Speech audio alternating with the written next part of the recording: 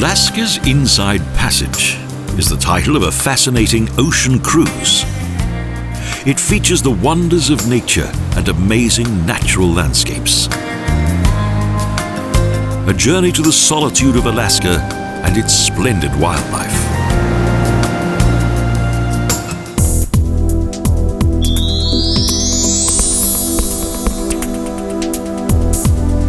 We begin in Vancouver, Canada's pearl of the Pacific Ocean, along the Alexander Archipelago in the Gulf of Alaska.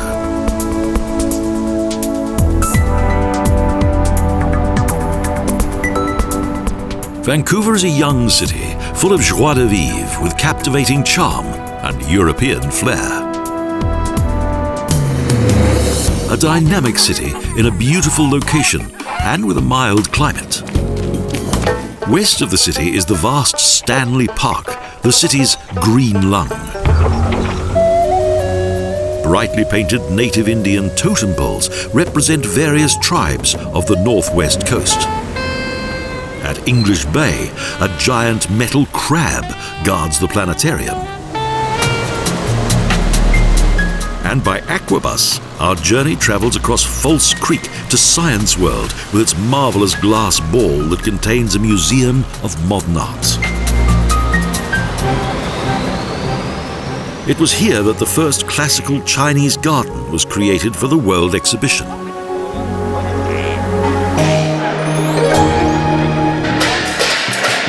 Vancouver's colourful Chinatown is the second largest in North America.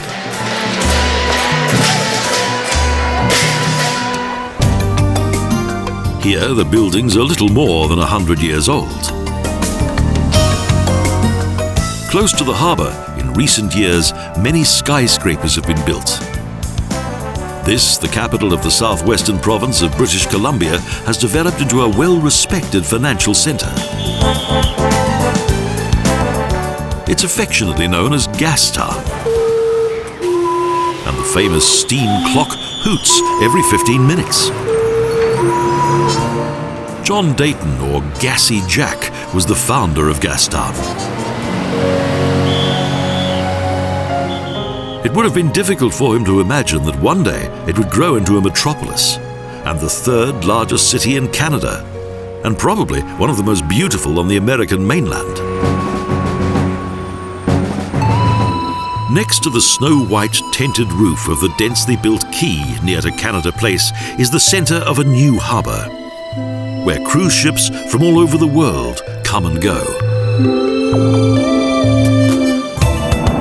In the morning, the MS Statendam is already at the pier, ready for loading all the necessary goods for a week-long journey north.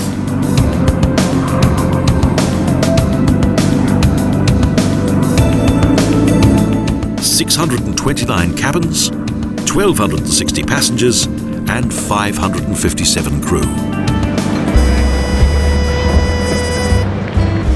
In the afternoon, passengers enjoy the sight of Vancouver from the upper deck, while the band plays. For the next few days, the hustle and bustle of the city will be exchanged for the solitude and beauty of the sea, glaciers and tiny settlements.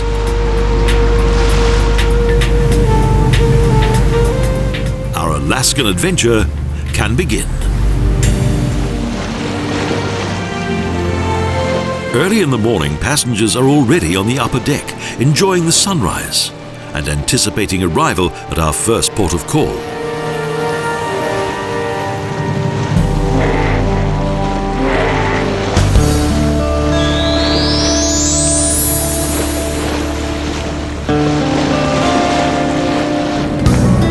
Ketchikan. Passengers go ashore expectantly. This small town is located 526 nautical miles north of Vancouver and was founded by the Tlingit Indians. In this remote place, jewellery comes as a surprise in the streets of downtown, Front Street and Mill Street.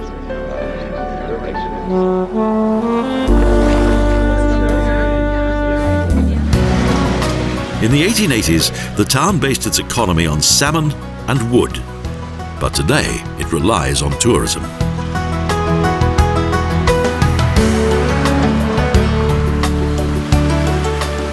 Creek Street is a wooden construction on stilts located along Ketchikan Creek, previously the city's red light district, but now full of elegant shops and restaurants. A bald eagle demonstrates the benefit of fish. Even with frequent rain, the town's many souvenir shops and art shops create a worthy framework for the products of the descendants of the native Indians. A short ride on a funicular leads to a higher lying district. Every part of the land here is used for building.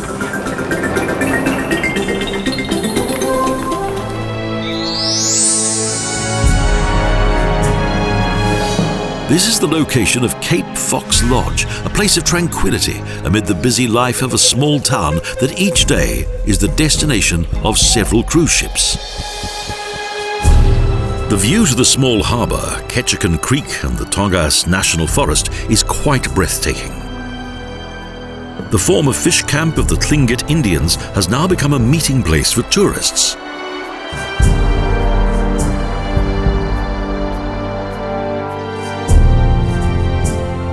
But the history of the native Indians has not been forgotten, and their culture has been preserved with pride.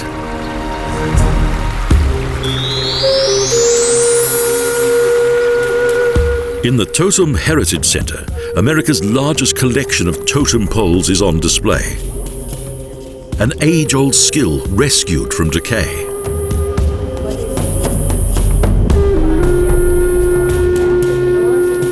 The centre is responsible for the conservation of many Indian villages and features paintings, Native American beads and basketry.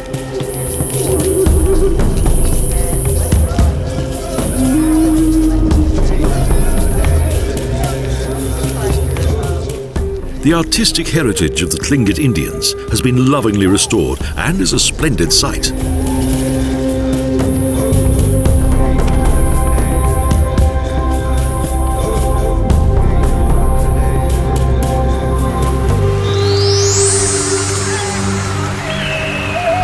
The totem pole, Raven Stealing the Sun, is a recent example of the art of carving and typical as a representation of tribal history.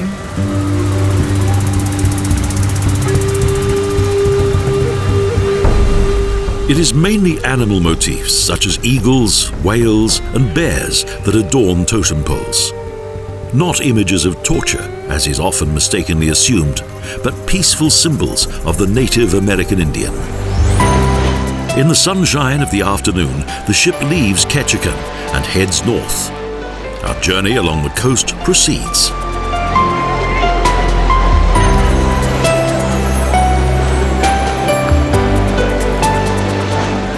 Each year, around 1 million tourists from all over the world enjoy this trip. The coastal towns compete for the rich revenue that comes from the ocean liners.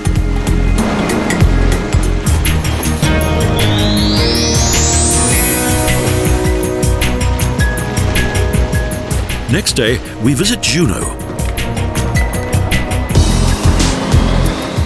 Since 1900, the capital city of Alaska, the 49th state of the U.S.A.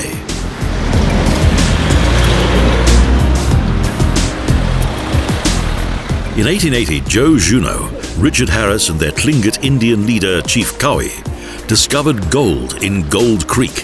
The gold rush began.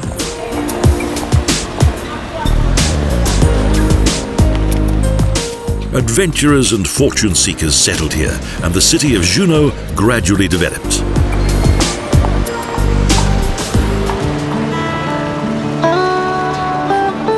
In the historic Old Town district, there are 143 original buildings, skillfully restored and in good condition.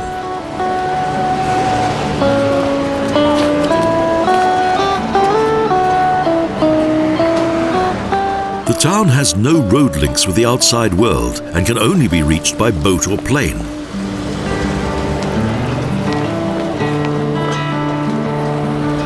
Since Juneau is also the seat of government, about half of its residents are officials. But most of the time, it's the tourists who dictate the life of the city.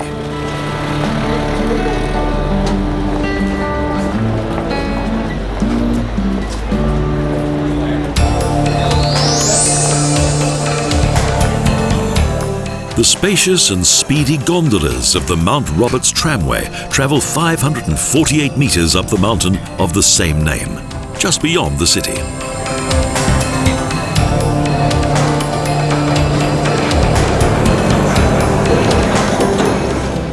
The higher the gondola climbs, the more beautiful are the views of the city, the harbour with its cruise ships, the Gastineau Channel, the Chilkat Mountains, and the Inside Passage.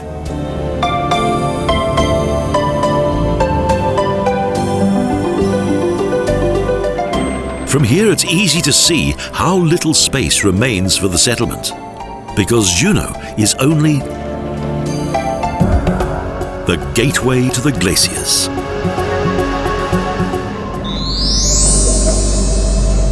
There's still time to go whale watching.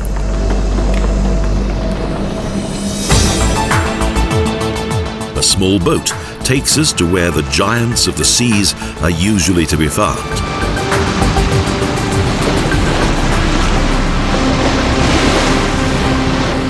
They suddenly appear. Humpback whales are drawn to the coast of Alaska in summer, where they unite to form groups of up to 10.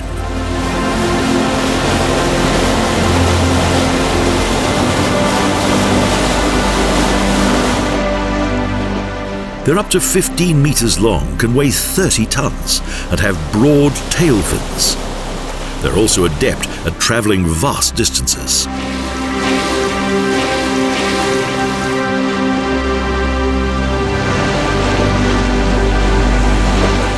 We return to Juneau. The trip was well worth it, and the next adventure is about to begin.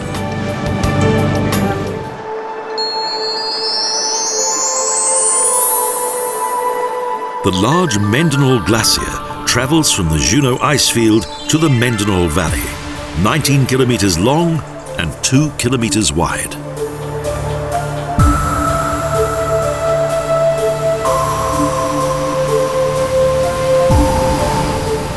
Melting water plunges into the lake below. Unusually warm summers speed up the process. Unfortunately, the ice of the glacier is melting fast. In 2004, around 183 meters was lost. After a nocturnal journey, the ship reaches the gateway to Yukon early in the morning.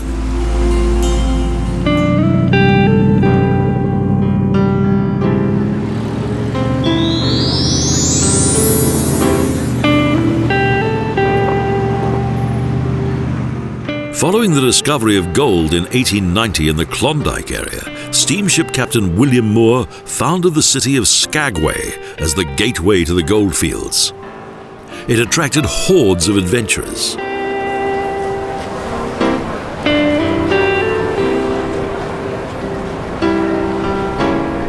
Within a short time, there were 20,000. But a few years later, the gold ran out and the population decreased to around 500.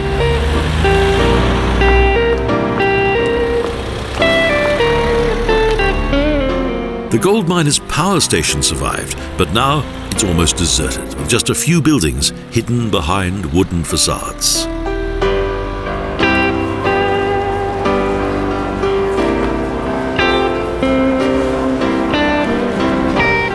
Today, masses of tourists invade the jewellery and souvenir shops in the historic streets of the northernmost port city of the Inside Passage.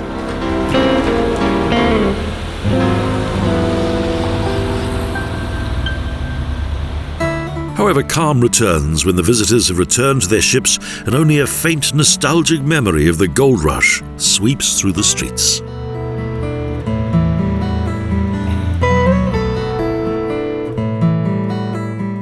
The locals have quickly adjusted to tourism and provide visitors with the usual tempting ways to spend their money.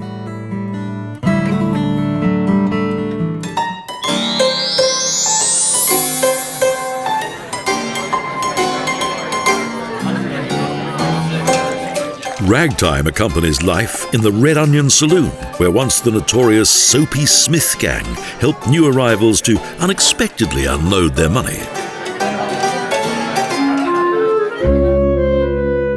The Brothel Museum was once a popular whorehouse.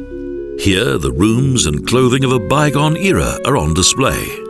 The hard-earned money of months often changed hands in a single night.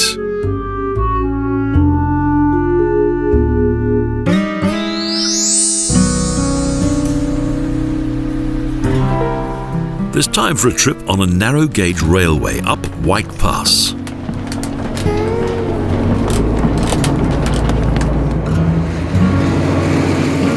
With the assistance of the conductor, the train driver couples the freight cars to the locomotive.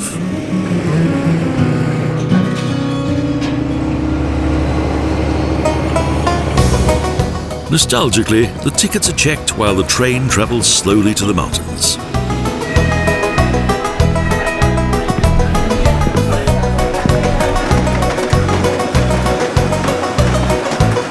This route was built in 1898 for the Klondike Gold Rush in just 26 months.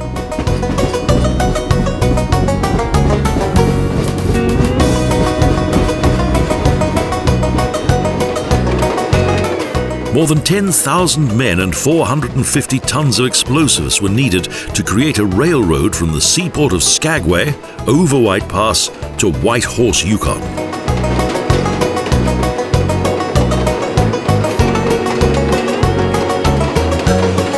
Through 2 tunnels and across several bridges until White Pass is marked by a sign.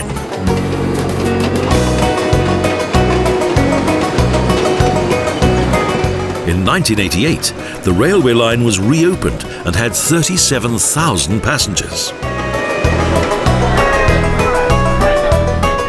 But in 2011, there were 380,000 passengers who wanted to experience Alaska's first railroad on the former route of the Gold Rush.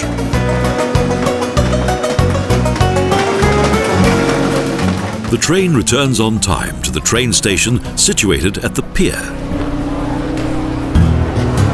and immediately disappears behind various buildings. It's now evening and the passengers board.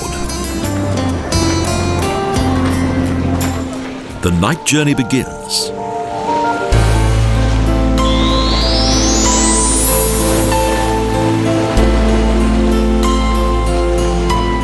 Next morning we arrive at our main destination, Glacier Bay. The Bay of the Glacier was completely covered by ice and glaciers around 4,000 years ago during the Little Ice Age.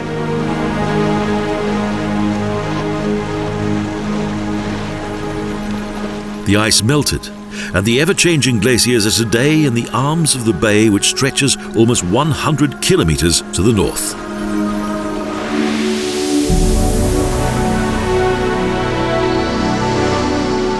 Glaciers are rivers of ice.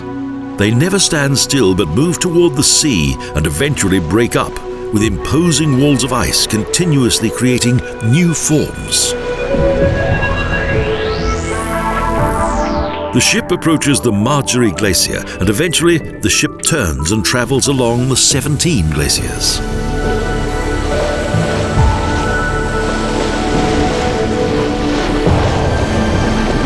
Today there's little to be seen of the gigantic glaciers that were once here.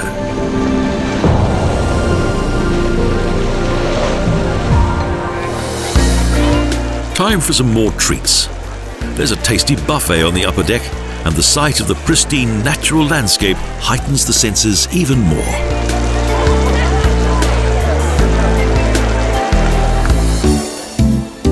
The ship is well equipped and life on board is comfortable. As early as 1880, the Pacific Coast Steamship Company began with the Inside Passage. And in 1886, the trip was already so popular that the number of cruisers had to be doubled.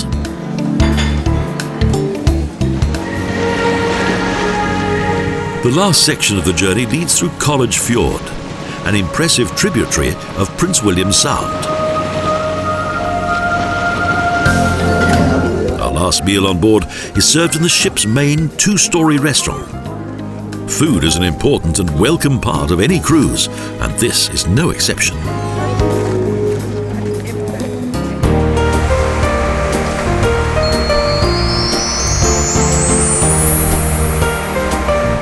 Next morning, we arrive at Seward, our final destination. The small harbour city is located picturesquely between Resurrection Bay and Mount Marathon, and surrounded by green mountains close to a fish-rich bay. The year-round ice-free natural harbour, known in 1793 by the Russians and used as a shipyard, only began to develop into a city in 1903. It was then that a railway line travelled from Seward inland to Fairbanks, the Alaska Railroad. The city was named patriotically after William Seward, an American politician who, in 1867, bought Alaska from the Russians.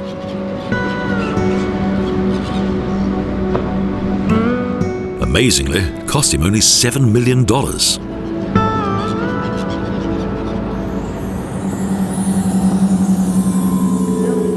The modern Alaska Sealife Center on the shores of the bay is a fascinating combination of museum, research center, and oceanarium.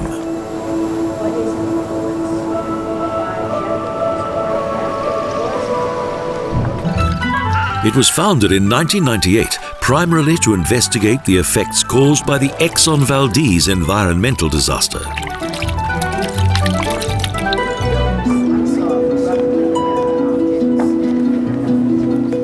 It features the life cycle of the dominant fish of the region, the Pacific salmon. It also has lots of other items of interest, including a number of innovative aquariums.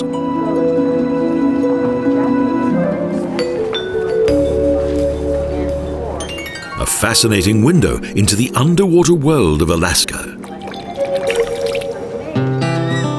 There's still time for another adventure. A visit to a nearby Husky Farm. Here the dogs are bred and trained.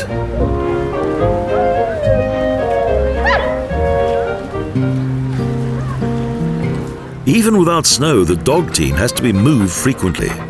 In summer, wheels instead of skis. An entertaining adventure.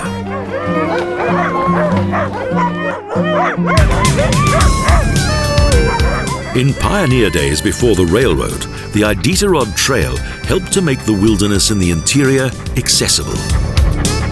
It was a dog sled route to the hinterland of Seward. Today, the Iditarod race is one of the toughest in the world. It takes about 2 weeks from Anchorage to Nome.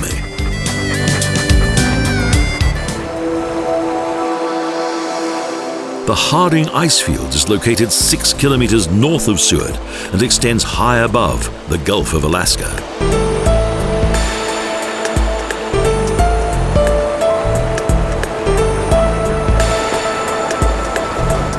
A footpath leads along the edge of the massive glacier, 113 kilometers long, 48 kilometers wide.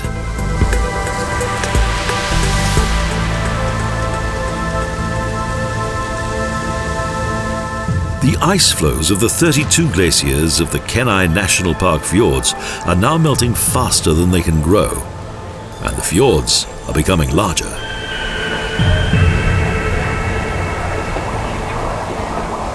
And still the landscape is a huge wonder of nature, a remote world of ice and snow.